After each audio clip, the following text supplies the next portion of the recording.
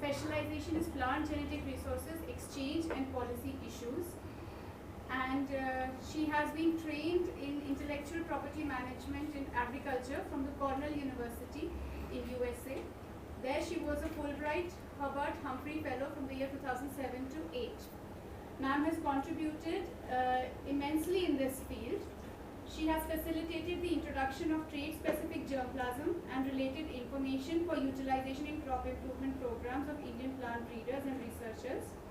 She has also contributed in for the same purpose for released cultivars, registered germplasm, lines resistant to biotic stresses, abiotic stresses, core collections, mapping populations and other desired characteristics.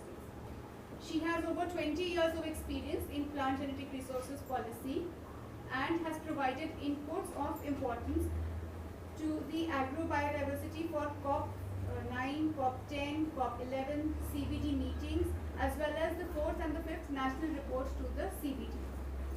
So I request ma'am to please start her lecture. Thank you, Ira, for the kind words, and good morning, everyone. And I will give you brief explanation about how you want to introduce, when you go for introduction or you exchange plant genetic resources, what are the procedures you need to follow. The policy part, what are the policy governing these issues are mainly governed by Dr. Pratibha Brahmi might have told you about those introductory briefs about treaty, CBD, etc. So, I won't go into that, but under that provisions, how do you go for follow the guidelines, okay? And anyone can interrupt in between if you wish to, okay? So,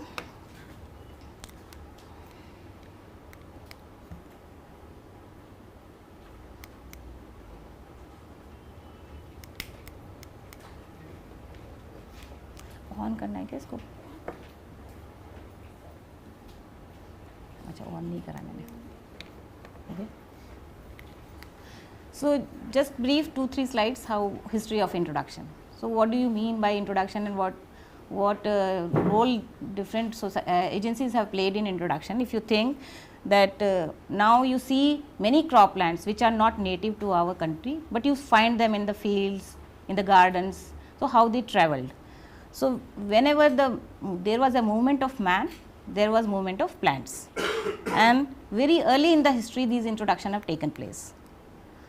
If you see today plant wealth, it is a large extent, it is a result of plant introduction carried over several centuries. If you want to see who are the introducers, they travelers, settlers, traders, invaders, they can all be regarded as agencies of plant introduction. But when you do these introductions solely in isolation, so you may have some risk or lost opportunities. So, what are the risks involved when you do for an uncoordinated or unregulated introduction, and what are the lost opportunities?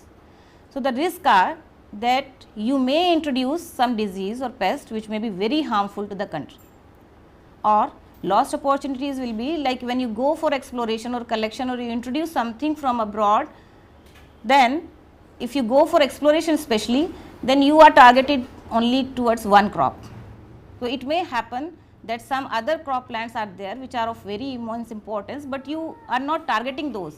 So, you will go, you will make exploration, but you will lose this opportunity to collect that plant also. So, for that purpose, many countries decided to have plant introduction services at their country. So, what are plant introduction services? Like NBPGR is a plant introduction services, it is established with the aim of plant introduction service, which I will tell you in coming slides. If you see in any plant introduction service, like in USA there is a US plant introduction service, they usually form the part of the Department of Agriculture. Why? Because they want to draw extensive resources, but because it requires resource, very large amount of resource. So, generally they are under Department of Agriculture. They have the direct responsibility for plant quarantine, or they work in close collaboration with the quarantine facility. Like we have in India, quarantine right at our disposal, but in USA they have a US plant health inspection scheme at Maryland. So if you introduce anything from USA, it will be entertained that university will provide germplasm. First it will send it to the APHIS, Animal and Plant Health Inspection Scheme. Every material from USA will come through Animal and Plant. Okay. Service has at disposal good testing facilities in the major climatic zones. Like NBPGR has 10 regional stations in different agroclimatic zones, because when you introduce a resource, a plant genetic resources, you want to test it under the same climatic condition under which it is growing. Then that service maintain records of plants and thus ensure that there is no duplication. So, like we have an NBPGR database and we have entered all since what we have introduced since 1946. You can all click and find what have been introduced since 1946. Now, when you maintaining extensive collection and by establishing, when you have a close collaboration with these nodal points in different countries, so you can provide plant material needed by the specialist and you work in a close collaboration with these international contacts. So, if you go to the history of NBPGR, maybe you have heard this before, how this NBPGR came into existence. Okay. It started with the 1935 when Dr. B.P. Pal expressed that you should have an organized plant introduction agency in country. Then the need was reiterated in 1941 and in 1946 the scheme was introduced in Division of Botany. 1956 it was further expanded into Plant Introduction and Exploration Organization in the second 5-year plan. In 61 under IRI it was a division of plant introduction, separate division of plant introduction, and in 1976 it became National Bureau of Plant Introduction, which was renamed as National Bureau of Plant Genetic Resources in 1976. So, this bureau started with the solely with the service of plant introduction services, and this is the only institute, a nodal institute for introduction and maintenance of germplasm of agricultural and horticultural plants. Apart from this, there are two other agencies. One is Forest Research Institutes, because we are looking after agricultural and horticultural crops. For forest genetic resources, Forest Research Institute Dehradun is authorized, but the activities are also coordinated by NBPGR. Similarly, we have central research institutes for tea, coffee, sugarcane, potato, tobacco, rice, etc. For introduction of these crops, we have to route our application through these institutes, but the activities are coordinated by NBPGR. Okay. So, individual scientists, universities, research organization, private institutes, anybody can introduce PGR, but all introductions in India should be routed through NBPGR Delhi only. So, what is plant introduction?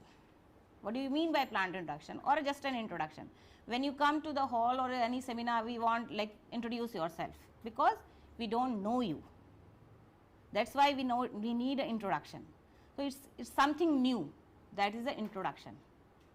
So, if you see plant introduction as a definition, it is consisting of taking a genotype or a group of genotypes into new environments where they have not been grown before. Generally, we assume that introduction is from other countries, but if you see new varieties of crop which already grow in that area, if you introduce a new variety, then also it is a introduction. If you introduce a wild relative which is not there earlier, it is also an introduction, or you bring a totally new species, that is also an introduction. So, if you within the country introduction you see, then grape cultivation in Haryana, because earlier Haryana did not used to grow grapes, but now grapes are being cultivated there. So, it is an introduction for Haryana. Similarly, West Bengal, wheat is an introduction to West Bengal, rice as an introduction to Punjab. It is an example just for your understanding. So, based on these, introduction are of two types. One is primary and one is secondary. So, primary introduction is when you introduce a genotype, you do not alter its genotype, you just release as such, it becomes a primary introduction. And you know these crops Sonara 64, Lama Rosso, which gave rise to Green Revolution, they were the examples of primary introduction. It is it's less common, and because the countries which have well organized crop improvement programs, it's less common there. Secondary introduction, you bring a genotype, you hybridize, use with the local varieties, you transfer one or more characters, that is secondary introduction. Means you, so it is more common type, because you generally whatever you introduce, you want to hybridize with your local varieties, or you isolate genes and transfer to your varieties. Mostly secondary introduction is more common if you find, and these are the examples of some importance in secondary introduction. So, why we are doing plant introduction? The major objective is we want to improve a plant wealth of our country. Okay? That is why we are doing it regularly. And the major merits, if you put into categories, the major merits will be you want to obtain an entirely new crop plant, and you know about these introductions: sunflower, soybean, tomato, maize, they are all introduced crops. You want to serve as new varieties like wheat, you want to use in crop improvement programs, you want to obtain natural variability, you bring these CMS lines to make hybrids, and you want to save from disease and pests because you want a variability. So, these are all merits.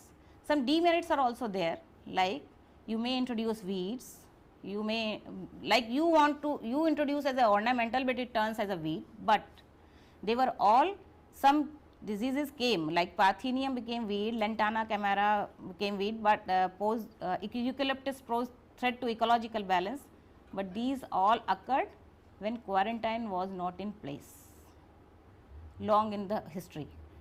Now we have quarantine system in place, and there are no chances that we may introduce these weeds or this. So, this was the part of introduction. So, why we introduce, what is introduction?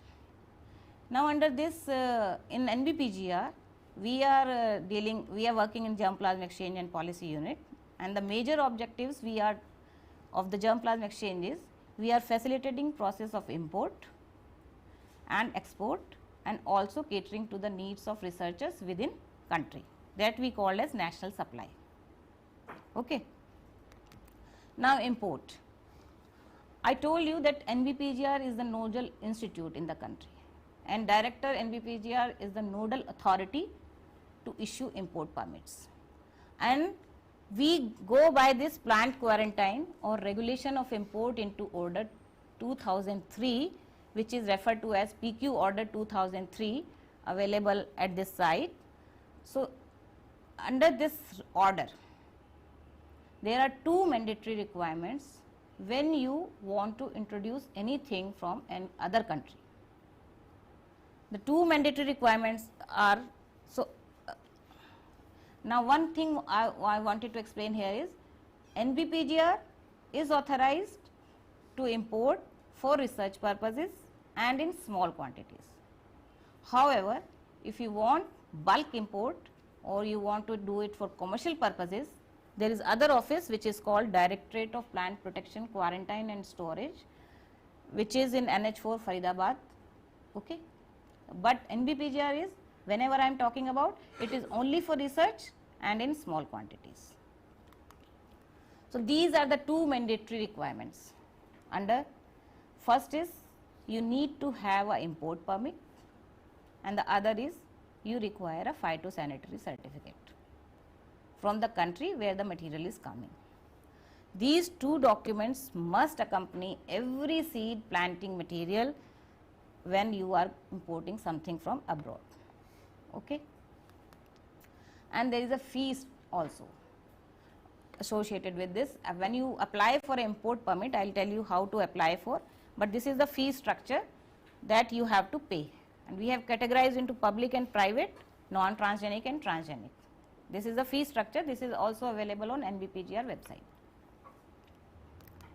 So this is how the PQ form 08 look like. Now when you want to do a research and you want to import anything from abroad, like you want to import a variety from Germany, what you have to do is you have to approach Director NBPGR. You have to fill in this PQ form 08. This is available under planned quarantine order called as PQ form 08. It is available on NBPGR website also. We are doing it online also, and I will give you the link there. You click on that, you register, small registration required, your name and date of birth, and it becomes active. The person from exchange unit has the account, it will activate your account, and then if you open that request for germ plant, the same form will open, which you will fill online, but you can submit in hard copies too. So this is PQ form 08, how it looks like. You have to give all the relevant details and you have to submit it to Director NBPGR along with that fee amount which I told you. And for private seed companies, when they want to import, there is an additional requirement that they have to submit a certificate of R&D recognition, that their research and development is recognized by Department of Scientific and Industrial Research. If they don't have that certificate, they are not allowed to import. Okay. Apart from that, there are schedules governing the import of plant genetic resources. Schedule 4 gives the list of plants which you cannot import or which you cannot import from certain countries because there is a risk of introducing a disease. And Schedule 5 lists that with the recommendations of authorized institutions you can import. Like I told you, if you wish to import potato, you have to get recommendation of Central Potato Research Institute. If you want to wish coffee, you have to get a recommendation of Central Coffee Research Institute. Why? It is generally to avoid duplication or unnecessary import. Okay. But then their recommendations are submitted to NBPGR only. NBPGR is the authority to issue the import permit. Schedule 6 states for which crop what additional declarations are required to be mentioned in the plant phytosanitary certificate. Like when you apply for an import permit, you apply in PQ forms PQ08, you enclose a demand draft. If it is a Central Research Institute crop, then we get the recommendation of that research institute, and then we look for the additional declarations, and then we give you the import permit. That import permit is dispatched to you. We give a set of instructions to you that please when you send this import permit to the exporting country, please ensure that you get the phytosanitary certificate as per the import permit, and we give you the import permit in 2 copies. I will show you this is the link NBPGR EARNET in/GEQ. If you put I don't know whether the net is working here or not, otherwise I will come back, then I will show you the link. So this is how the import permit looks like. Here the director signs, he is the authority. We give you this import permit in 2 copies, and 1 copy is always kept with exchange unit for official records. And we advise you that when you send this import permit to the exporting country, they send the material in name of Director NBPGR. 1 copy should be always outside the package and 1 copy inside the package. Similarly, phytosanitary certificate is also issued in duplicate. When they send the material, 1 copy is kept outside the package, 1 inside the package. So when at the custom officials, they can just pull off and see whether the material is coming under legal procedure. If some chance the copies are lost, they can open the packet and they can look inside whether the documents are there. The quantity is also approved by Department of Agriculture, Research and Education. We have got the approval, we revise it accordingly. If it's a large seeded crop, generally 500 gram is permitted, medium 200 grams, small 100, very small up to 25 grams, rooted cuttings 25 numbers, others 50. But if you give justification that you want to grow under 2 or 3 locations, we can reduce or increase your quantity. But this is the prescribed limit or the permitted quantity for import. Now, this was a procedure when you are importing a plant genetic resources of agricultural and horticulture crops. Now, you want to import a transgenic in these crops. The slightly one step more is involved in this when you import transgenics. Transgenics import require permission of Review Committee on Genetic Manipulation, and Review Committee on Genetic Manipulation is a nodal agency, a committee set up by Department of Biotechnology, and it handles the import of transgenic material for research purposes. Here also for commercial genetic engineering appraisal committee is there. Recommendations of genetic engineering appraisal committee is required. For bulk import, DPPQS is taking care for non-transgenic material. But if they want to import bulk material of transgenic or they want to do it for commercial, they need the recommendation of genetic engineering appraisal committee. Here research purposes is the Review Committee on Genetic Manipulation, and this committee has members from Department of Biotechnology, Indian Council of Medical Sciences, Indian Council of Agricultural Research, Council of Scientific and Industrial Research, and other experts in the individual capacity depending on what crop you are introducing or what type of transgenic work you are doing. Okay. Now, when this DBT gives you that import clearance letter, it gives in anticipation that you will route this through NBPGR.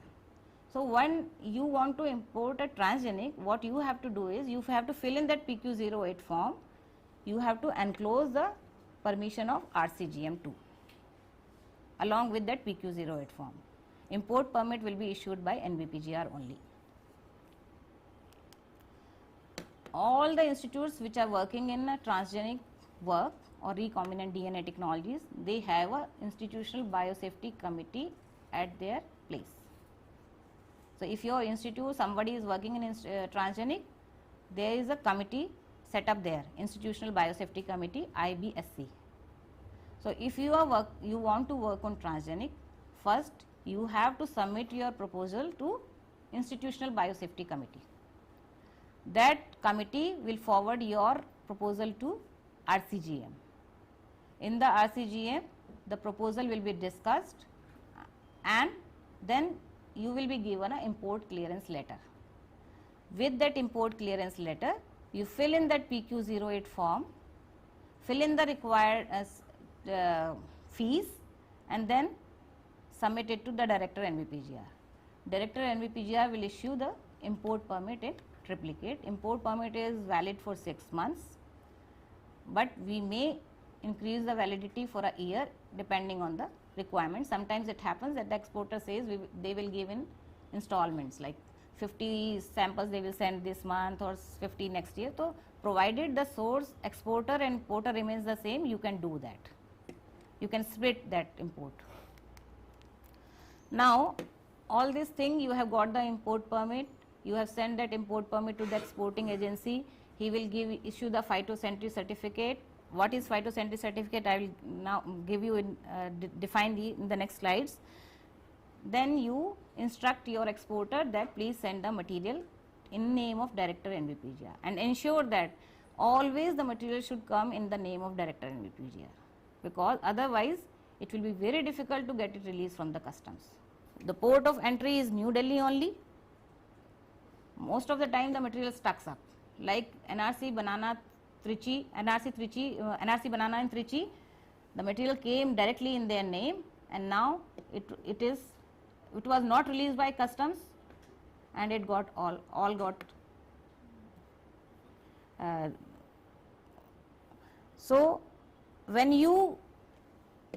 if you receive something from the exporter, when they dispatch the material, they will give you that by this airway bill number we have already sent you the material. So it's, if you have that information, please pass on that information to NBPGR. Otherwise, generally they direct it to NBPGR only. Like if you today, if you want to import anything, just write a mail to US that I want to import this thing.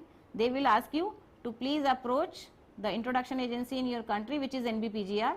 Please route your request through them, because the countries also know which introduction services are there in the country, and they want to entertain your request directly. So as soon as the material comes to exchange, we give a unique ID to that consignment, which we call as import quarantine number or IQ number. Then unopened parcel is sent to quarantine division, because we don't open it at exchange. The parcel is never opened at exchange. All the relevant papers, we submit the parcel to quarantine division. Only there they will open the parcel, because of exotic pests and disease. All scientists there, pathologists, nematologists, entomologists, they take care of that material, and then they release the healthy material to exchange. Then the material comes to us. The material comes to us, then we give the a unique ID to that collection, which we call as exotic collection number or EC numbers. We have IC numbers too, which we give it to indigenous accessions. When exploration division goes for exploration, they collect material, they assign a IC number to that, which is called indigenous collection number. Here we give exotic collection number, EC number. Okay. And we also receive trials and nurseries, which are unfinished products, not the ready material, that are given trial numbers. Then we inform the indenter for the fee, because we have started charging fee for the quarantine clearance, and then the material is given to you. Now you know about phytosanitary certificate. Actually it is a health certificate of that material, which says that it is free from exotic pests and diseases, or sometimes what all additional declaration we give in the import permit, they say free from this virus, free from this bacteria, whatever we have required. And when we send the material to other countries, we also issue the phytosanitary certificate, for which quarantine division at NBPGR is the authorized agency. Now whatever material we have introduced since 1946, we have all this information in the database. If you will go to NBPGR EARNet in /GEQ, there is a page under this which called EC numbers. You just click on that, this page will appear. You can have information in all these aspects, and it is available to all. Dr. Sunil Achak must have shown you that databases yesterday. So we document the information with respect to EC number. We give a, starting from 1, now we have around 10 lakh EC numbers. So EC numbers, under which IQ number it came, what was the import permit number, what was the PC number, source country, source address, common name, botanical name, variety, any identifying trait that it was resistant to this or that, carrying any alternate identity number like PI numbers USA gave, country of origin of that material, name of the indentor, distribution, whether that was imported under a memorandum of understanding, whether it was imported from a CGIAR institute, whether imported under MTA or SMTA, any additional information, this all is documented along with that material. And for all imported material, we keep 5% seeds as voucher, except those private seed companies which are proprietary material. If they don't agree, we don't keep, otherwise we retain 5% as a voucher. Okay. That was import. So if you have any questions, or you can ask later on. That was import. Now I'll go into the second part, which is export. And as Pratibha told you, if you see before 1993, it was free access, because plant genetic resources or biological resources were considered to be the heritage of mankind. But then came in 1993 a paradigm shift, that CBD announced that you have sovereign rights over your biological resources. Okay. So, and CBD called every country which is a party to that you enact a legislation of your own or you adopt CBD, but you have to conserve and sustainably utilize your resources. And therefore, India enacted this Biological Diversity Act. Okay. Because it was and it said you had to have a regulated access with prior informed consent and mutually agreed terms. Now, when this CBD came, everybody was like has apprehension that what will happen to the food and security concerns of the nations when you regulate your biological resources as per your legislation. Like if I put a legislation and I don't want to share any material with any other country, so what will happen to the food and nutrition security?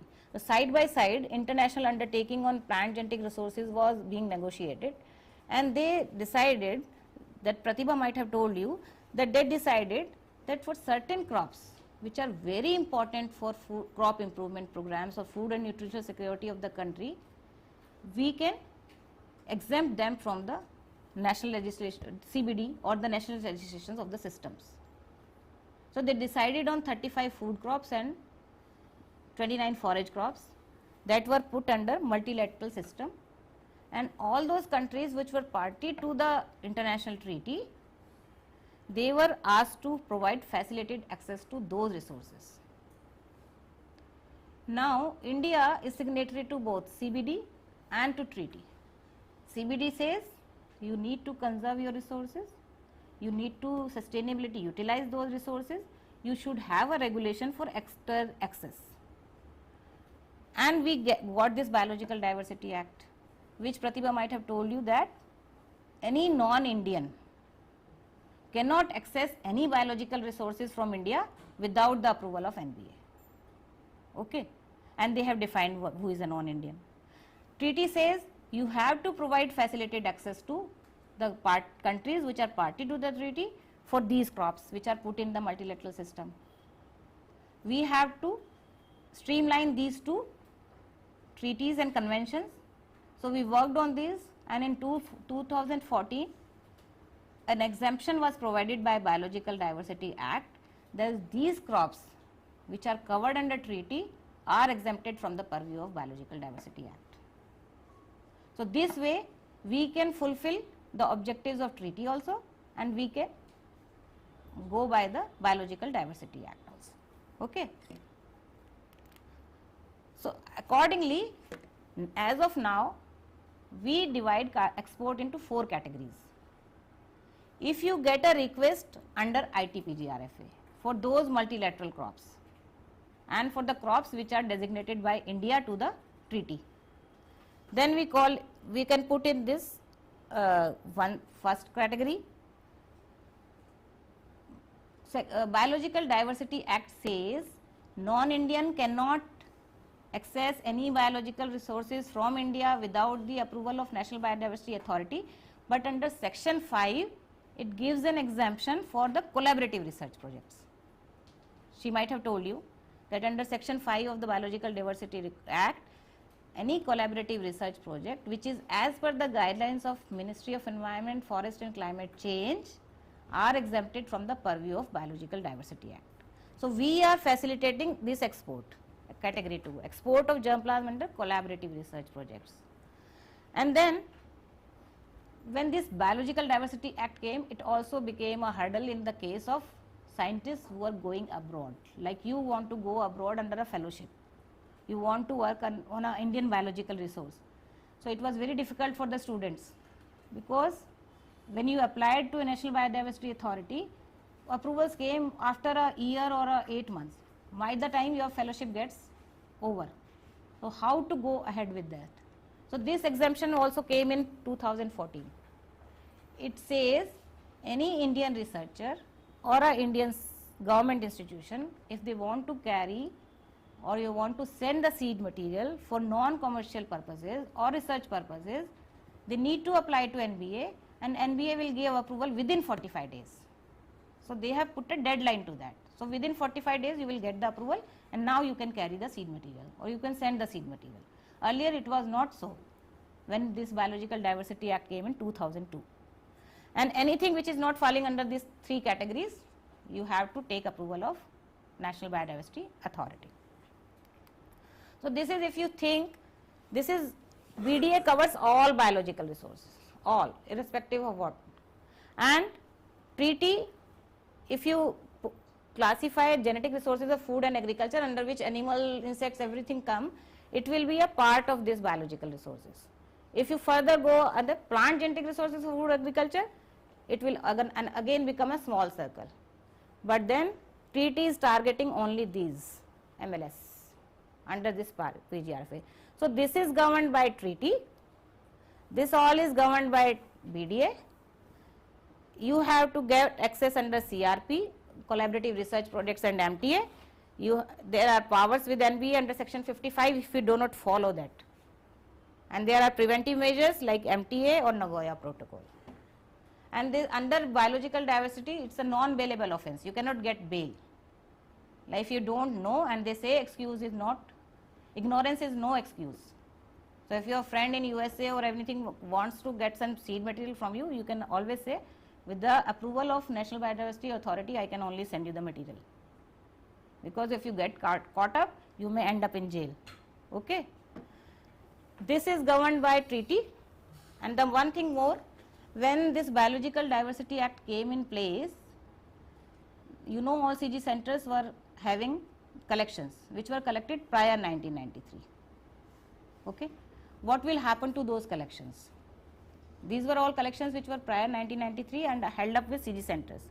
All CG centers put up those collections in the FAO trust. You cannot claim any IPR on that. You can freely exchange those resources under treaty. Okay. So these ex situ collections which were held in trust collected before 1993 are known as FAO designated germ plasm or in trust material, and they are under Annex 1 crops.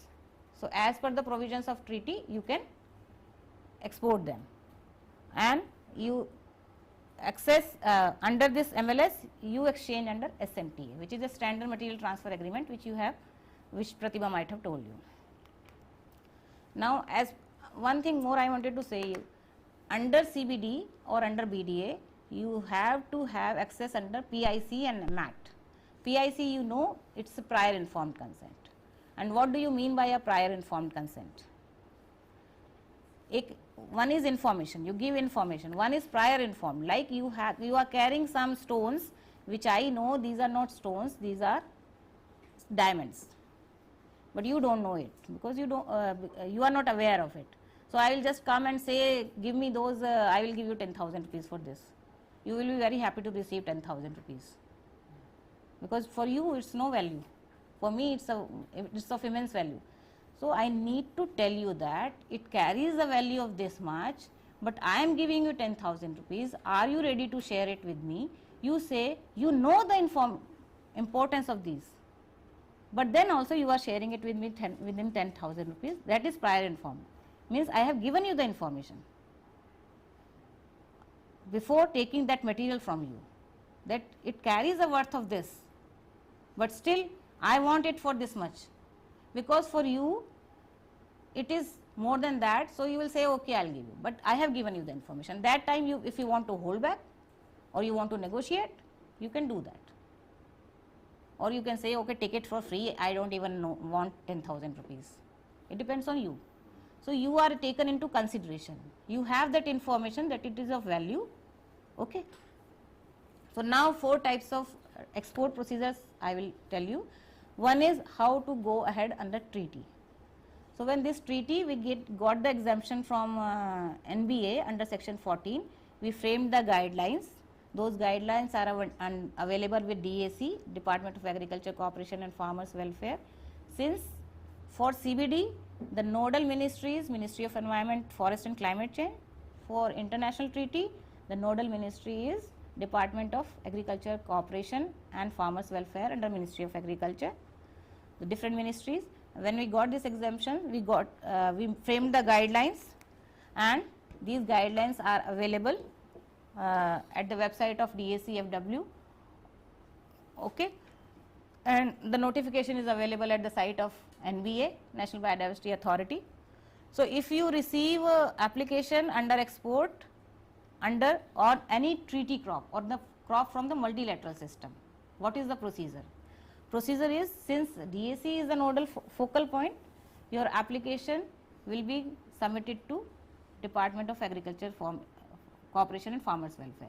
If it comes to Director NBPGR also, we direct it to DACFW. So the request for export under the MLS of treaty for Annex 1 crop of the treaty and FAO designated accessions of mandate crops, it is to be approved by DAC. So the proposal goes to DAC, DAC submits back to NBPGR, we get the comments of project director of that crop concerned. Like if you want to export wheat, we will first get the comments of project director wheat, whether we can export. He will give us the recommendations. With that recommendations, we submit it back to DAC, and DAC is the approving authority for that crop under the multilateral system. You know ICRISAT center in India, it's a CGIAR center. They have to follow the rules of treaty. They are housed in India. They have to follow Biological Diversity Act 2. So for for almost 10 years, they were not, they didn't have the process how to export these resources, because they were guided by biological diversity, because they are housed in India, but they are of international nature. So when this exemption came under section 40, then they are submitting those lines to DAC. DAC is submitting those proposals to NBPGR. NBPGR is getting the recommendations of the concerned crop directors. We are then submitting it to DAC. DAC then approves their export, and that's how they are exporting the material to different countries. Okay. So for them, why can't they come directly to NBPGR and? No, DAC is the nodal ministry under that guidelines. DAC is the focal point for implementation of ITPGRFA in the country. So the approving authority is DAC for them. Okay. Now the second case under category 2, which is collaborative research projects, which are exempted under section 5 of the Biological Diversity Act. The ministry is Ministry of Environment and Forest and Climate Change. The authority is National Biodiversity Authority. Okay, they have exempted this, but for us NBPGR, our approving authority is Department of Agriculture, Research and Education. Okay, so what we do is we have made a checklist. So if you want to export anything under a project, under a collaborative research project, which is duly recognized by the ICAR or DARE, means it should be between the government agencies in both the countries. Okay. Here also state government will also, if state government also approves that project, it is okay. So what we do is, under collaborative research projects, we verify the proposal as per the checklist we have developed. We get the recommendations of the concerned crop project director, coordinator or director of the particular crop. Then we get the recommendation of director NBPGR. With all these things, MTAs and undertakings, the proposal is submitted to Department of Agriculture, Research, Education, who is the approving authority in this case. Once the approval comes from there, then we export the material. So NBPGR as such is doing facilitating export under collaborative research project under the exemption of BDA, getting the comments from concerned crop director, okay, and getting approval from Department of Agriculture, Research and Education. For treaty crops, we are submitting the recommendations of the concerned project director. We are checking for that proposal whether the crops which ICRISAT is sending are really FAO designated or not, or they don't have any Indian origin in that. So we have Hyderabad station has developed a software for that. If you give the name of that line, they just check in whether this was FAO designated or of Indian origin, or then they give the clearance. Because Indian origin material, when you are sending outside, you can send only under collaborative research project or under the treaty. Otherwise, you have to take approval of NBA. This is the third case when an Indian researcher or a student wants to carry the material outside for research purposes, non-commercial research. They have simplified the procedure. Only thing is you have to apply in a form B. There is an undertaking in that notification. You have to give that undertaking. Submit your application to National Biodiversity Authority. National Biodiversity Authority will give you approval within 45 days. Okay.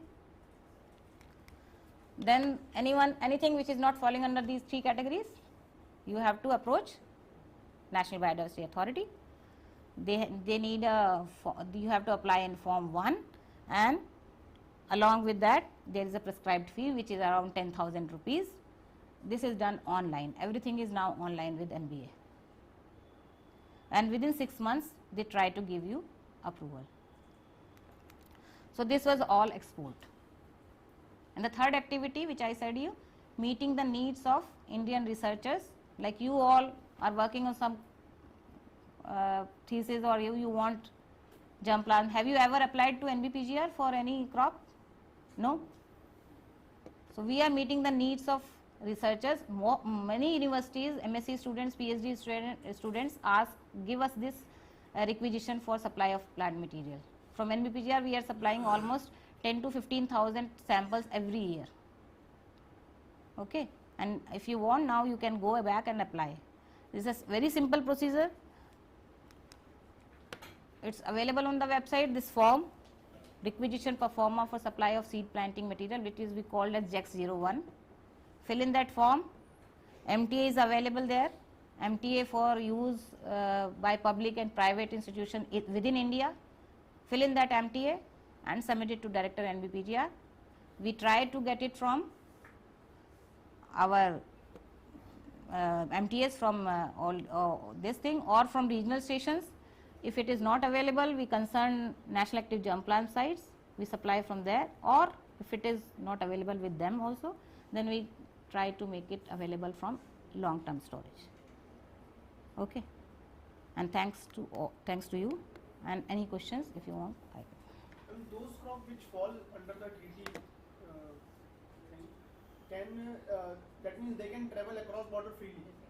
There is no check. No, they are under SMTA, under MTA. The country which is going to import will give you the import permit. We give you the phytosanitary certificate. Everything is regulated. Then how these treaty crops are different than all the other crops? Treaty crops, they have put some crops under the multilateral system so that the countries don't have any regulation and national regulations over them, so that they can provide for facilitate access under those provisions. Otherwise, I will hold back my resources. What will happen to the food and nutrition security? Like, they are very much needed for the crop improvement programs. So they have identified those crops, prioritize them and put it into a system. That for these crops, please don't apply your national regulations on these crops, so that they will be freely of regulated access for these crops for crop and improvement programs. And suppose there are two parties. And there are also